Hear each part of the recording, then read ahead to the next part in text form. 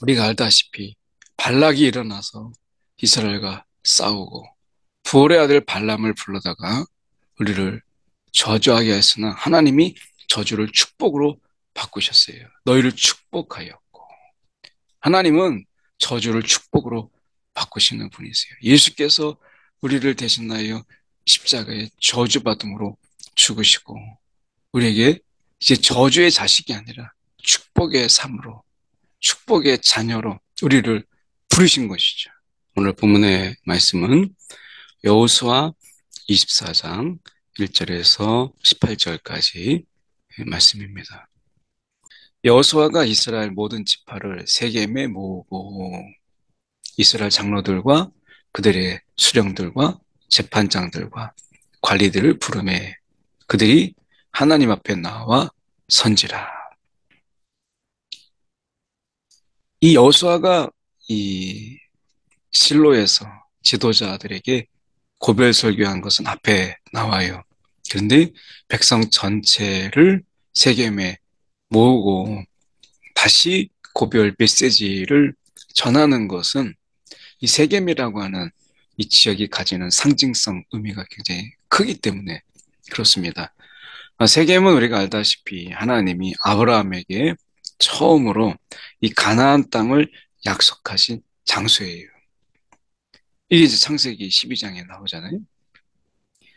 어떻게 보면 지금 가나안 정복을 마치고 그곳에서 하나님의 약속이 다 이루어졌음을 우리가 서로 확인하고 이제 하나님의 명령에 순종할 것을 지금까지 그랬지만 변함없이 하나님의 명령에 순종하기를 위해서 다시 이 언약을 갱신하는 새로운 마음으로 새로운 다짐으로 언약을 갱신하는 것을 보게 되죠.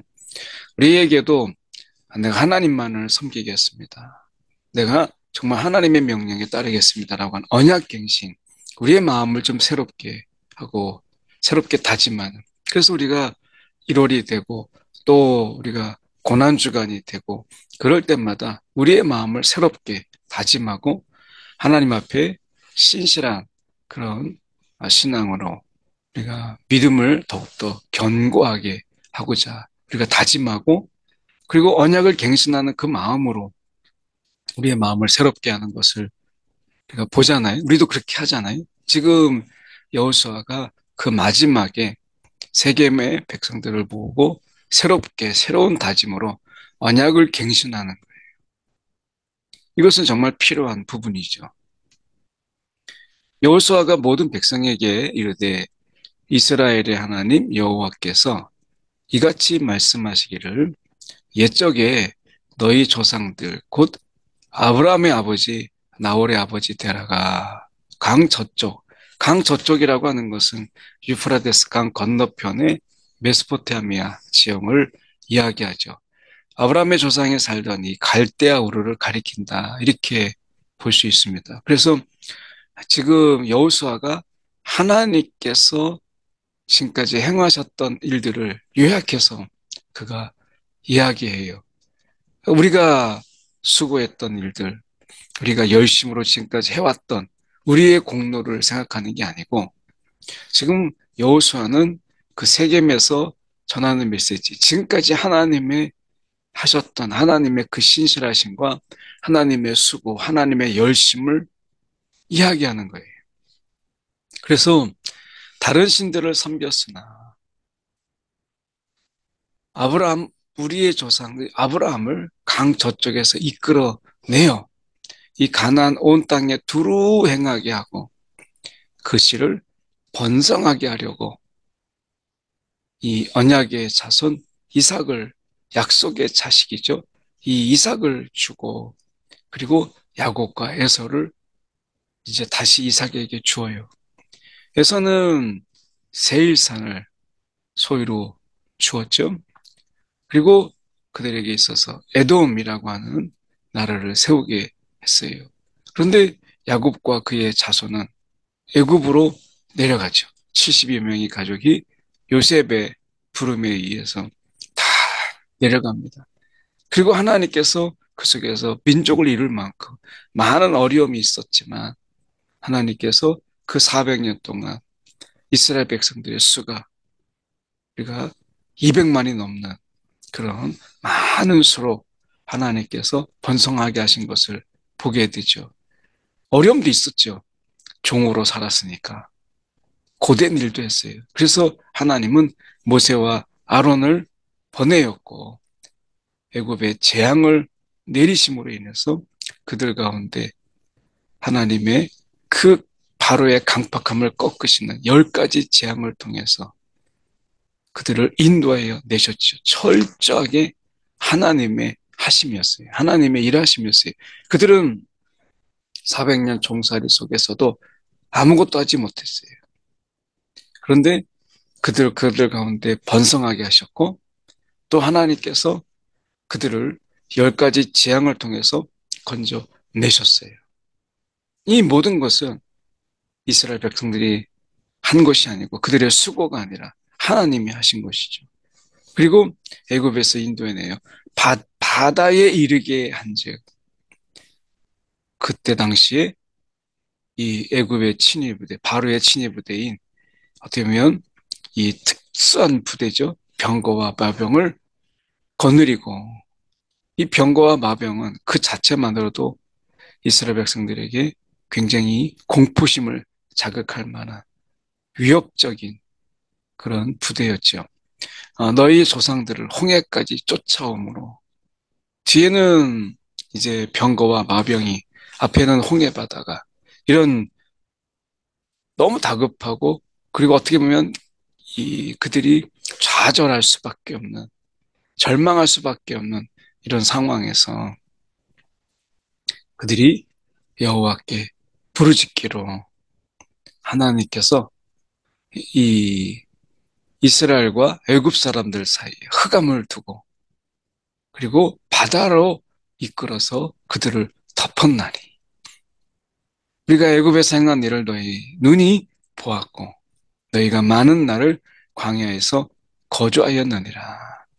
1세대는 이것을 실제로 경험했던 1세대, 뚜렷하게 기억하는 1세대는 가데스 바네아에서 믿음이 없으므로 이 모든 것을 보았음에도 불구하고 그들이 결국 홍해바다를 건너는 이 엄청난 어떤 이 광경, 이것을 보았음에도 불구하고 그들은 믿음이 없으므로 가데스 바네아에서 1세대가 다 죽죠.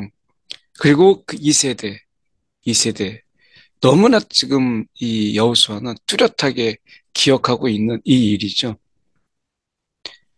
이런 애굽에서 행한 일, 그리고 홍해 바다를 건넌 일, 이런 것들을 우리가 또 많은 날을 광야에서 거주케 하신 이런 일들을 그리고 우리가 생각할 때 하나님이 그 열심, 이것이 얼마나 대단한가라고 하는 것을 보여주고 있는 것이죠.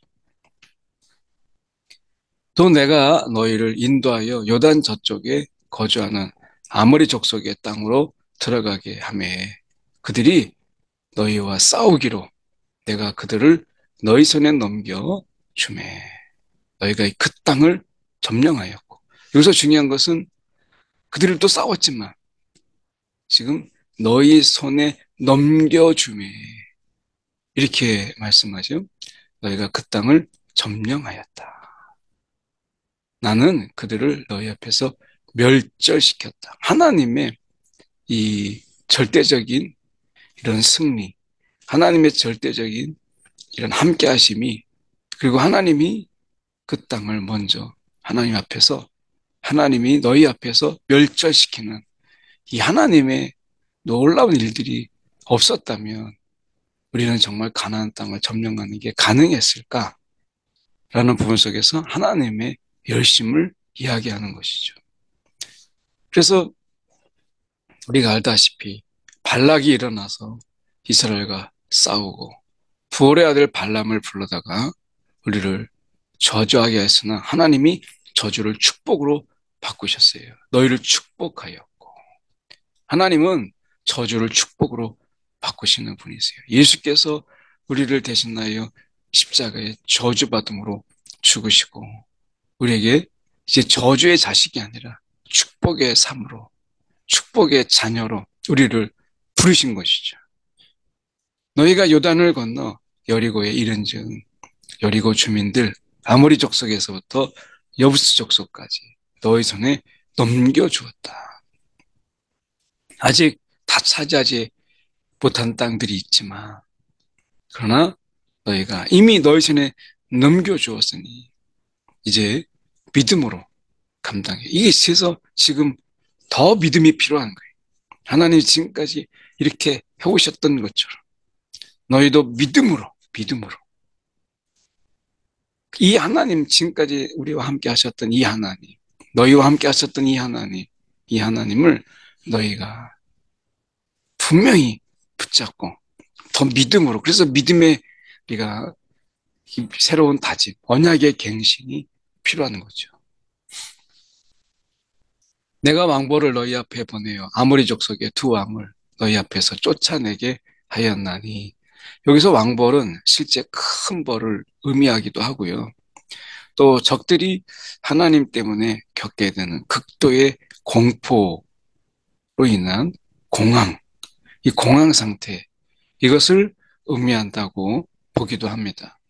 실제로 왕벌이었는지 아니면 극단적인 공포였는지는 우리가 두 가지 다 가능하지만 어찌됐든 하나님께서 이 일을 행하셨다라고 하는 것을 우리가 보게 되죠. 그래서 아모리 족속 이 두 왕을 너희 앞에서 쫓아냈다라고 말씀하세요. 이것은 그들이 이제 가나안 땅에 있다가 종살이하면서 들어와서 두려워하고 전쟁을 무서워하는 가운데 하나님이 이 무시무시한 왕들을 쫓아내게 하심으로 인해서 하나님의 이 열심, 하나님의 승리, 이것을 분명하게 보이셨죠. 너희가 수고하지 아니한, 이것이 중요하죠. 너희가 수고하지 아니한 땅과 너희가 건설하지 아니한 성읍들을 너희에게 주었나니. 그래서 너희가 심지 아니한 포도원과 감람원의 열매를 먹는다 하셨느니라. 그래서 14절에 언약을 갱신해요. 이제는 여호와를 경외하며 온전함과 진실함으로 그를 섬기라. 너희의 조상들이 강 저쪽 애굽에서 섬기던 신들, 메소포타미아에서 섬기고 애굽에서 섬기던 신들을 치워버리고 여호와만 섬기라. 여호와만 섬기라. 이렇게 지금 새롭게 언약을 갱신하는데 하나님만. 우상의 특징이 뭐예요? 이 신 저 신들을 다 모아서 섬기잖아요. 이게 안 되면 저 신이 도와주겠지 싶어서. 근데 하나님은 그런 우상들의 잡신들이 아니에요. 거짓 신들이 아니에요. 하나님만 섬기라. 라고 애굽에서 섬기던 신들을 다 치워버리고 여호와만, 여호수아는 여기에서 하나님만 섬기라라고 언약을 갱신하는 거죠. 여호와를 섬기는 것이 너희에게 좋지 않게 보이거든. 너희가 너희의 신을 택하라. 너희의 섬길 자를 택하라. 오직 나와 내 집은 여호와를 섬기겠노라. 그래서 새로운 다짐과 언약 갱신을 그가 이야기해요. 16절 백성이 대답하여 이르되 우리가 결단코 여호와를 버리고 다른 신들을 섬기기를 하지 않겠다. 결단코. 정말 이 말씀이 그대로 그들 가운데 계속해서 새로운 다짐과 언약의 갱신으로 이어졌으면 얼마나 좋았겠어요. 우리는 성경의 역사를 보면서 그렇지 않았음을 우리가 보게 되죠. 어쨌든 이 순간만큼은 결단코 여호와를 버리지 아니하고 이렇게 이야기합니다. 그리고 함께 하셨던 우리가 행한 모든 결과, 우리가 지나온 모든 백성들 중에서 우리를 보호하신 이 하나님, 우리를 인도하셔서 정말 우리가 이 큰 이적을 행하신 이 하나님, 그래서 우리가 보고 듣고 경험하고 체험한 이 하나님, 우리를 보호하시고 인도하신 이 하나님 우리가 어떻게 버릴 수 있겠느냐. 우리가 이 하나님만 우리가 섬기겠다. 그래서 우리도 여호와를 섬기리니 우리 하나님이시니이다 라고 이야기해요. 여호와께서 자신들에게 행하셨던 그 열심과 신실하심과 그 쫓아내심, 승리, 아무리 적석을 우리 앞에서 쫓아내셨습니다. 이 땅에 거주하던 그들을 하나님이 우리 힘으로 아니라 하나님께서 이렇게 말씀하는 거죠. 오늘 우리가 새로운 다짐으로 다시 한번 언약을 갱신하며 우리의 마음을 온전히 그리고 우리의 마음의 전부를 하나님께 우리가 두는 저와 여러분이 되기를 간절히 소망합니다. 기도하겠습니다. 사랑에 많으신 하나님 아버지, 많은 신들 중에 하나, 또 많은 우상들과 함께 우리가 섬길 수 있는 분이 아니라 오직 여호와만, 오직 하나님만 우리가 섬길 수 있는 그리고 섬겨야 하는 그런 분인 것을 잊지 않게 하여 주시고 이 모든 것을 우리가 하나님의 축복된 자녀로 서기까지 행하신 하나님의 놀라운 일들, 그 십자가의 죽으심, 그 사랑 우리가 기억하며 우리가 마음이 흔들리지 아니하고 오직 하나님만 섬기는 우리의 심령들이 되도록 인도하여 주시옵소서. 살아계신 예수 그리스도를 받들어 기도드렸나이다. 아멘.